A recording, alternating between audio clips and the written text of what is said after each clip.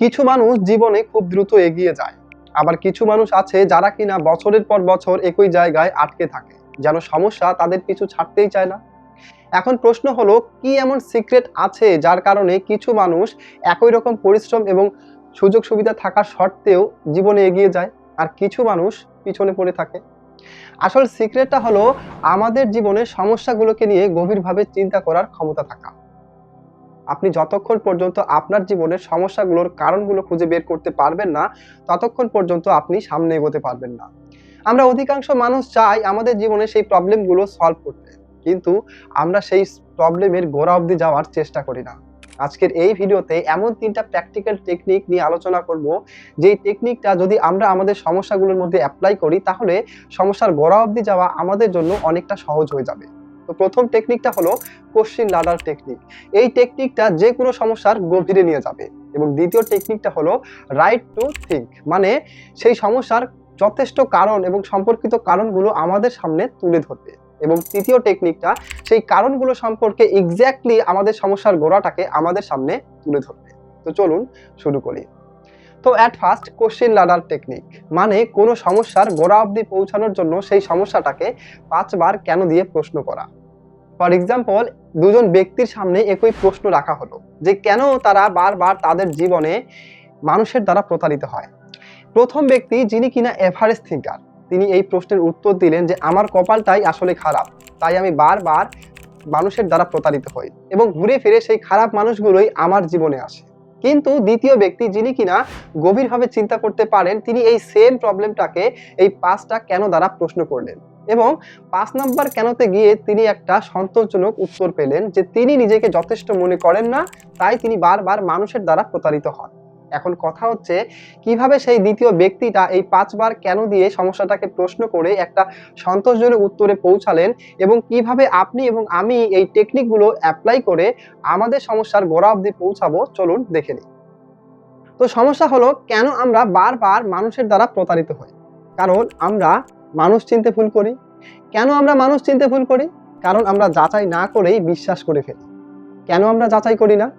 কারণ একটু ভালো ব্যবহার করলেই আমরা খুব খুশি হয়ে যাই।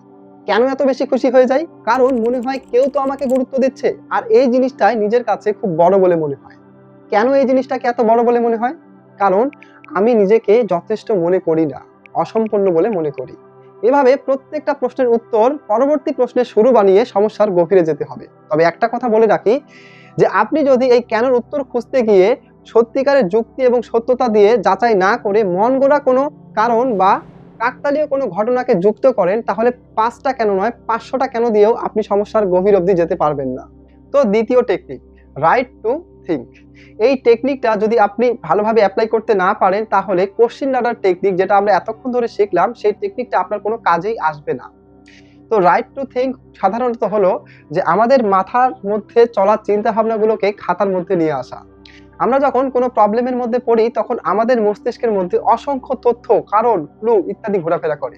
আর এত কিছু জিনিসের মধ্যে থেকে সেই সমস্যার গোড়া অবধি পৌঁছানোটা আমাদের জন্য খুব কঠিন হয়ে যায়।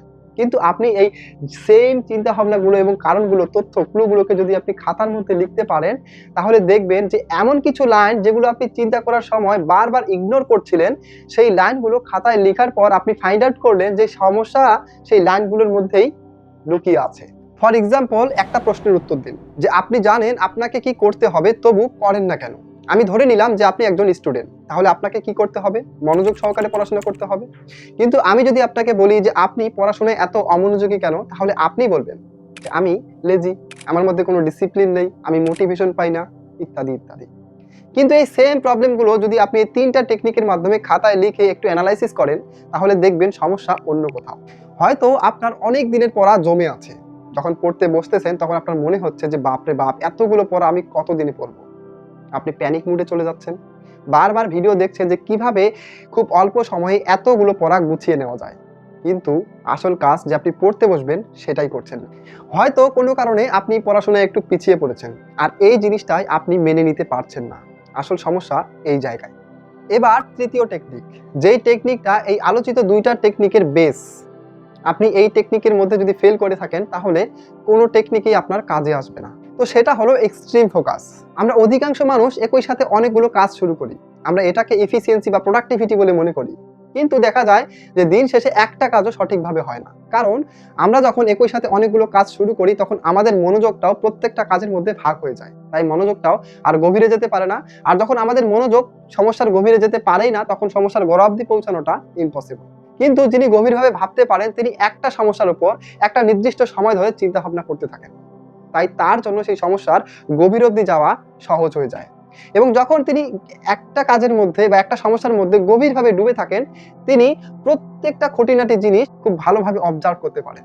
আর যখন অবজারভেশন খুব ভালো এবং গভীর হয়, তখন ফলাফলও গভীরই হয়। তো যেকোনো সমস্যার গোড়া অবধি পৌঁছাতে সেই সমস্যাটাকে ৫ বার কেন দিয়ে প্রশ্ন করুন এবং এই কেনর উত্তর আপনার মাথায় যতগুলো আসে সবগুলো খাতার মধ্যে লিখে ফেলুন।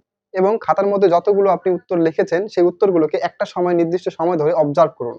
দেখবেন আপনি আপনার সমস্যার গোড়া ফাইন্ড আউট করতে পেরেছেন। তো আজ এ পর্যন্তই। যদি ভিডিওটি ভালো লেগে থাকে তাহলে প্লিজ একটাই অনুরোধ করব, চ্যানেলটিকে সাবস্ক্রাইব করবেন, ভিডিওটিতে একটা লাইক দিয়ে আপনার মতামত কমেন্টে অবশ্যই লিখবেন।